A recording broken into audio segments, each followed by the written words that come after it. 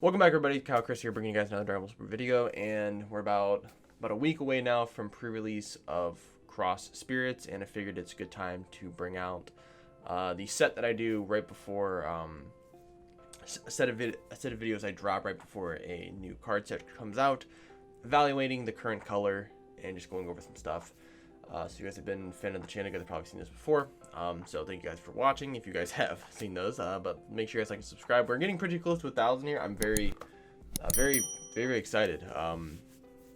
Never thought I actually would even hit 1,000 subs. So it's very cool to even think about. So I do appreciate all the support. I'm gonna try to figure out something. I don't know if it's gonna be for 1,000 subs or afterwards, but you know, if the channel keeps growing, you know, I'll invest into some interesting stuff for us, whether it's like Patreon content or just something else. You know, if the growth keeps happening, I'll come up with some pretty cool ideas. So, but that's for another time. Today we're gonna talk about yellow and the severity of this color in going into the state of Cross Spirits. So, first thing we're going to talk about, just give yellow some context here. So, yellow had the tier 0 deck before the ban list, which was obviously Mecha Frieza. It doesn't matter really which way you cut it. The deck was far superior than any other yellow deck. The deck also was far superior almost than every other deck in the game. The deck had an answer to everything. Even Invoker, which is a very difficult thing to do, obviously, you know, outside of, erratating, Capello, but yellow had a lot of very powerful cards, and now that it unfortunately has fallen from grace, with the most recent ban list hitting two of the most powerful yellow cards that we have, one being a limit to Bergamo, the other one being a ban of Universe 9 Assemble. Now, the deck now, the color now, rather, is going to be focused on a lot of mid-range and control strategies. With yellow, blue, Mecha Frieza, you could kill turn 3. It was very easy to kill turn 3. And you would have a giant, massive hand, and it was very easy to kind of do things. Unfortunately, it's not really the case anymore. With the banning of U9, you don't really get that card draw in free plays anymore, so we have to find different ways to find success with yellow. And with this, card prices are kind of in the middle of the range. Obviously, Bergamo was a pretty expensive card. It was sitting at like 25 bucks. It's super cheap now. It's like $5 now, I think. Maybe around $5. With U9 getting banned, which U9 was a $10-15 card for the longest time. It's obviously, non-existent anymore. There's no reason to play it. Some other yellow expensive cards would be Power of a Super Saiyan, Lord Slug, things like this. So there still is value in the color. Now with that said, we're gonna do a little bit of a breakdown here. Now, obviously, this is all opinionated, so some people may not agree, but this is what I thought the 3 best decks for yellow going into Cross Spirits was going to be. So obviously we have Mecha Frieza. I still think even after the bans, I still think Mecha Frieza is a deck that you should still play. Just because of the fact you can play Final Flash for free. That alone, being able to combo 15k without using any energy, is absolutely nuts. So whatever engine you put into this deck, being able to free play Final Flash is always a plus. Second one's going to be Sun Gohan. And Sun Gohan actually is a very interesting deck, which we were actually going to talk about in this video a little bit more. And then the third deck is going to be Sin. Sin really didn't take a huge hit. More so Aggro Sin did, with the ability, nor the lack thereof, of not being able to go into Xeno Cell on turn 3 anymore, to really kill somebody. And now that the card's been errated to go, turn 5, deck just goes back to being kind of how it was before set 12 or 13 was, whatever that set was. That I think it was 12, that we got more Sin support.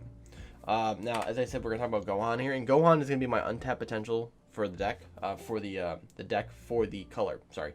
And the main reason is because Sun Gohan got boost support. Sun Gohan is getting support in this next set, with a particular unison, being the Dr. Mew and Dr. Gero unison.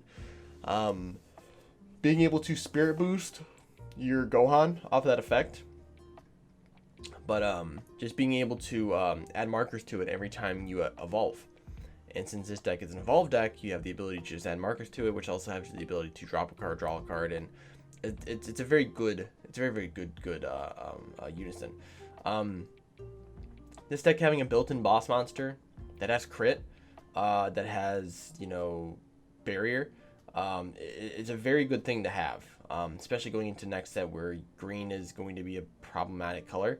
And all the boss monsters, basically the entire chain in this deck, excluding the 1-drop, has defensive keyword skills. You have the new 3-drop, which has deflect, no barrier, but then you have the old one, which has barrier and blocker.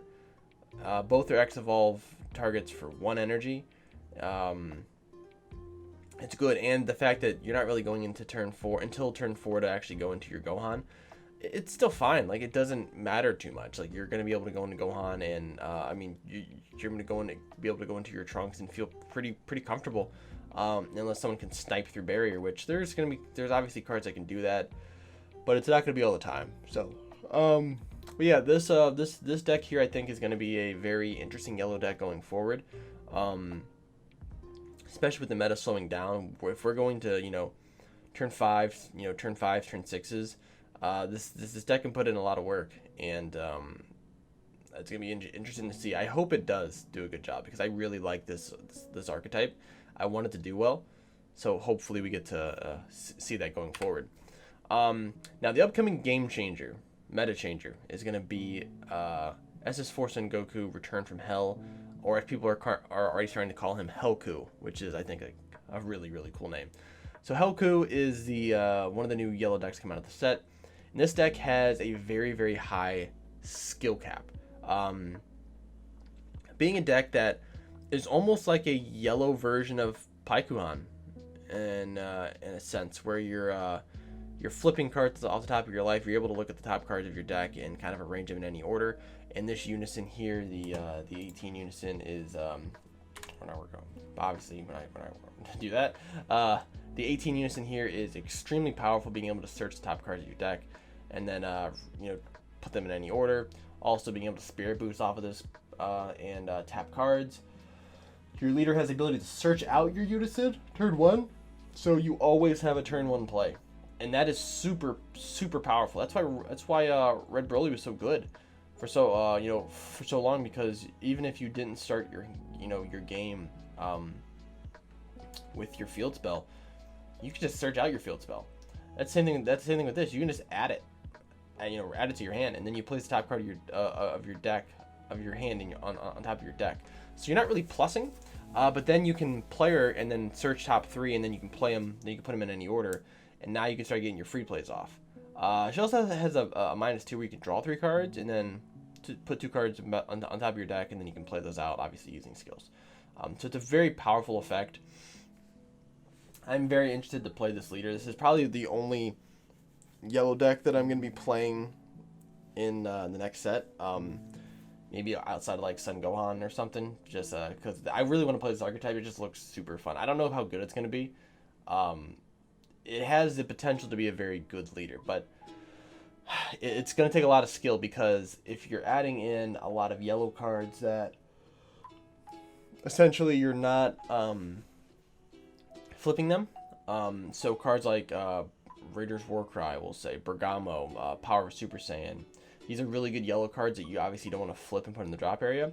So you have to utilize your Android 18 and put those cards in particular orders in order to grab them. So it just seems like a really fun big brain deck. I really want to try it. Now some key components from current and previous sets that you can get before going into the next set is going to be these 3 here. These are my 3 picks here. So Son Gohan, Trusted Ally. This came out of last set, which is basically the pitch card for going against hand destruction. Obviously Deborah is really good because it's a pitch 1. It's a pitch a card, tap 1, play it out, draw 2. This card is, but this card is searchable with Planet Vegeta. This card is also yellow, so you can charge it, and it's free. So you can, you can play this card in the main board in best of 1s. You can sideboard 4 of them and not have to feel like you need to waste energy. So when these cards get ripped, you just play them out and then you draw a card. So you're not really plussing. You're just stabilizing the damage that your opponent was going to do to you. Now, Power of Super Saiyan is obviously probably like the #1 yellow card that everyone talks about currently, still in the format outside of Mecha Frieza, Robotic Riposte. But being a free play that taps something and draws you a card or acts as a negate is just super good, especially in any deck that's not Mecha Frieza, because you can play this out for free and then you can still go into plays. And then Bardock, the Eliminator. This is a very good cheap alternative to the Draw Apes. Being a 1-drop warp draw a card is super powerful. And then also, I've been mixing this card in with a little card called Release from Evil, where it's a free play if you have a Unison in play that blanks a card. And then you can tap 1 to play this card, and then your opponent has to either KO that card if it's 4 or less. And if they don't, then you get to play it out. If they do, this card goes to the drop. Yeah, so basically you combo with this card. If they don't kill it, you play it out, and then you have a 19k body. It doesn't have any defensive stuff, so it obviously can be counterplayed. But just being able to get on a 19k body for 1, that if you have Planet Vegeta down on the board, it restands as a blocker. But also once it gets removed, you can tap 1 to draw a card. So it has a lot of value to it. 3 important pickups from the next set. Opening the Gates of Hell is the big extra card coming out of the set. Being able to tap down all your opponent's battle cards that are being played, or a Unison with 3 markers or fewer. And then you also get the draw a card. But being a 1 energy, that's the thing. Being a 1 energy, draw 1, tap something that comes into play is great. Obviously, it's a choose effect, so it's not going to, it doesn't get around deflect and doesn't get around barrier. So basically there's a lot of things that it can hit. There's a lot of things it can't hit. So, but it is a good card to have. Mecha Frieza will probably end up playing it in some capacity. But it's just gonna be one of the best cards to pick up. Son Goku Return of the Dragon Fist. This is gonna be this is finally a yellow boss monster that actually makes sense for almost every yellow deck. Being a 3 cost on turn 4, as long as you have a Unison in play. Deflect, Double Strike, KOs 2 cards in rest mode, and then you can Spirit Boost 2 to give this card dual attack, and your opponent cannot activate skills on battle cards with energy cost of 7 or less from any area when this card is in battle. So that means arrivals, that means battle card floodgates. They can't activate any of that stuff. They can't also activate counterplays. So they can't activate Frieza Charismatic Villain, they can't activate God Sealing. This is so if you're playing this card out and then you arrival out your Supreme Kai, or you do something. Obviously, the only card that this doesn't get away from is going to be Supreme Kai and Baby Hatch.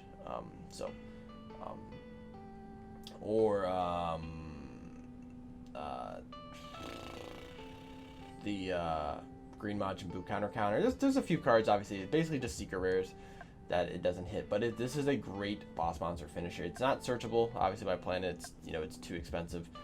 But also, I think having the Son Goku tag is gonna be very important. I think there's a red 1-drop Son Goku GT that actually searches out just a Son Goku GT card. Which, if that's the case, you can search this card out with it for 1 energy. It's pretty cool.